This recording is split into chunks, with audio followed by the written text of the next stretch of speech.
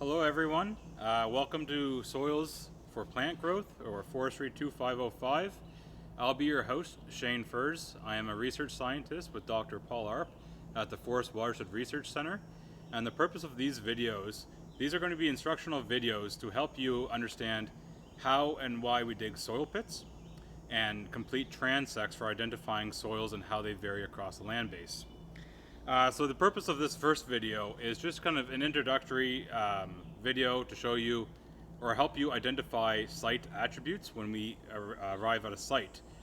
So here we are at the UNB woodlot, and first thing we're going to do is identify our soil forming factors. Soil forming factors are parent material, topography, vegetation, climate, and time. Now where we're on one site, we're not really focused on the climate and time aspects. So we're going to look at the other three soil forming factors: vegetation, parent material, and topography. So each of you at the start of the course will be provided with a lab manual. Everything you need for determining soils will be found in this lab manual, and each week you will be provided with a lab report. This is where you will complete and provide all the information on your profile and the site. When we begin our lab report, we always begin with our site factors. So before we do any digging, we want to locate where our transect is going to be and where our pits are going to be along that transect. The idea with a transect, if you're not familiar, is we start a transect at the highest elevation, or what we call a ridge or a crest on a landscape, and we work our way with soil profiles down to the lowest lying area, typically a stream, a wetland, a depression. And we do this so we can see how soils vary from our well-drained crest or upper positions all the way down to the wettest soils, or our poorly drained soils. So on this site, we are currently going to dig a soil pit on our crest, and we will work our way down behind me down to the wetland or depression. So once we determine where we want to start with our first soil pit, we're going to start by looking at some of our soil forming factors. And we will start with parent material. So parent material is simply the material in which the soil forms from. And we look around and we try to determine what our parent material is. In terms of parent material, there's two attributes we're interested in.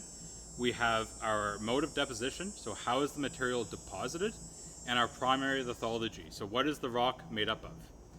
So first thing you want to do is look for surface stones. Surface stones are rocks that are sitting on the surface that are easily identifiable. So here beside me, I have a surface stone. This surface stone is gray sandstone. You can tell on it that the corners are relatively rounded.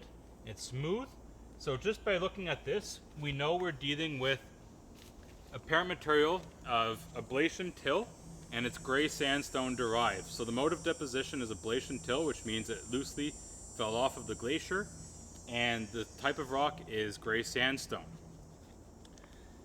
So that is our mode of deposition and primary lithology for the parent material. Next we can look at stoniness. Stoniness is the amount of surface stones that are on the surface. So if you start to pan around, you look around, you see that there's some large stones. There's this one sitting on the surface behind me. So you go to page 42 in your lab manual, you identify your stoniness. Rockiness is similar to stoniness, but it's the amount of bedrock that is exposed at the surface. Now here we don't have any exposed bedrock, so our rockiness would be none on this site. But other sites you go to, in Odell Park, Curry Mountain, there may be exposed bedrock at the surface, so then we need to identify our rockiness. We also have our topography. In terms of topography, we look at three factors. We have slope position, the angle at which the slope is changing from our ridge down to our depression or wet area, and we have our aspect. Aspect is simply the direction the slope is facing. So our slope position here would be crest, because we are at the upper slope position. Different slope positions are crest, or ridge, upper, mid, lower, and toe or depression. Our slope angles can change from 0 to 90 degrees. Now we know 90 degrees is straight up and down. We will not be digging any soil pits in that type of condition. So easiest way to identify slope is use a ruler. If you have any way to measure slope based on different forestry tools, please use those. And then we have aspect. Aspect is simply the angle or the direction in which the slope is facing. So if this is our upper slope and our lower slope is down here, what direction is this? And we identify the direction at which the slope is facing, and we assign that direction, whether it's north, east, south, west, or any of the other options.